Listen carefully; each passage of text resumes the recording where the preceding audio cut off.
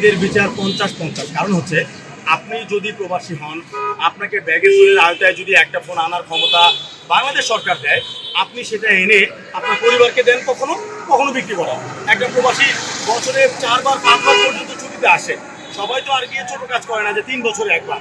প্রচুর প্রবাসী বাংলাদেশে আসে, তারা মোবাইল ফোন ট্যাব নিয়ে আসে, বাসায়ও ব্যবহার করে, আমাদের কাছে বিক্রি করে। অতএব এটা সরকার রাজস্ব হারাচ্ছে ব্যাগেজ জুলে, এটা আমার মনে হয় পুরোপুরি সঠিক না। কিন্তু আমরা ব্যাগেজ জুলে ব্যবসা করতে চাই না, আমরা পিএনডিসি থাকতে চাই না। আমরা চাই আমাদেরকে বৈধ করে দেওয়া হোক।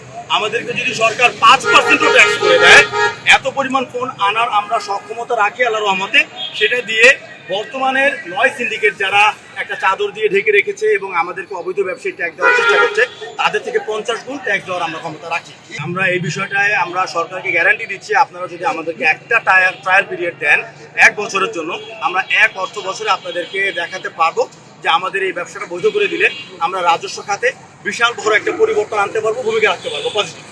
ইনফিনিক্স, আইটেল, এই যে কোম্পানিগুলো আছে, অফিসিয়াল যে কোম্পানিগুলো, ওনারা ট্যাক্স ফাঁকি দিয়ে আসতেছে। ওনার যে অ্যাসেম্বলি বাংলাদেশ বলে আনতেছে, কিন্তু ওনারা নির্দিষ্ট করে ভ্যাট দিচ্ছে না। ওনার কিলো হিসাব আনতেছে, সব যেমন মাদারবোর্ড, সিপিও, ব্যাটারি আলাদা আলাদা আনছে, যাতে ওদের ভ্যাট দিতে না লাগে।